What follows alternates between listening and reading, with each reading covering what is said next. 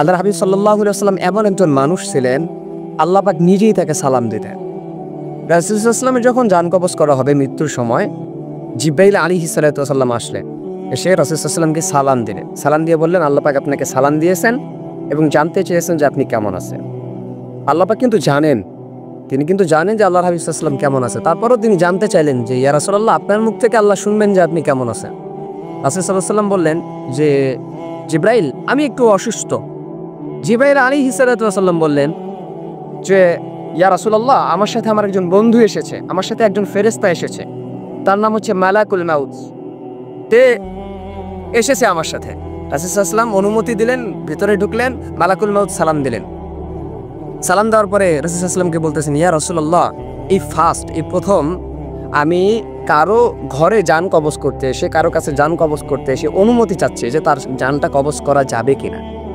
চিন্তা করছেন আপনি যে আদম আলাইহিস সালাতু ওয়াসাল্লাম থেকে শুরু করে কিয়ামত পর্যন্ত কারো জান কবজ করার জন্য তার অনুমতি নেওয়া লাগে নাই, তিনি মুহাম্মদ সাল্লাল্লাহু আলাইহি ওয়াসাল্লামের জান কবজ করার জন্য অনুমতি নিচ্ছেন। কারণ আল্লাহ পাক ডাক দিয়ে বলছেন যে আজরাইল, তুমি যখন মুহাম্মদ সাল্লাল্লাহু আলাইহি ওয়াসাল্লামের, আমার হাবিবের যখন জান কবজ করবা, তার কাছে অনুমতি নিবা যে তিনি আমার কাছে আসতে চায় কিনা।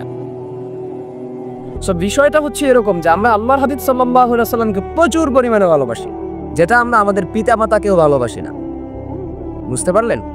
সো সেই ব্যক্তিকে নিয়ে যদি কটূক্তি করা হয়, সেই রাসূল সাল্লাল্লাহু আলাইহি ওয়াসাল্লাম আমাদের কলিজাকে নিয়ে যদি কটূক্তি করা হয়, সেটা দেখে, সেটা ভেবে আপনি যে নিয়ন্ত্রণে থাকবেন, আপনার নিজেকে কন্ট্রোল করবেন, এটা খুবই কম দেখা যায়।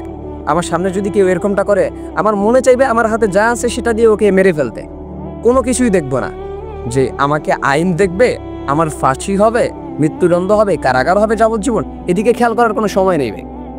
সো প্রকৃত মুমিন এরকমই হয়।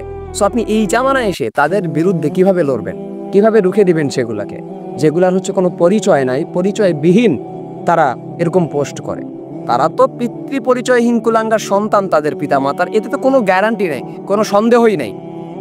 সো তারপরও আমাদেরকে বলতে হয় যে আমাদের তো মন চায় তাদেরকে রুখে দিতে, আমাদের তো মন চায় তাদের বিরুদ্ধে অ্যাকশন নিতে, কিন্তু আমরা পারি না কেন? কারণ আমাদের একজন লিডার দরকার। এই জামানার মধ্যে আমাদের লিডার দরকার, যে রাসূলকে স্বয়ং আল্লাহ সালাম দিতেন, সে রাসূলের বিরুদ্ধে তারা কটূক্তি করে।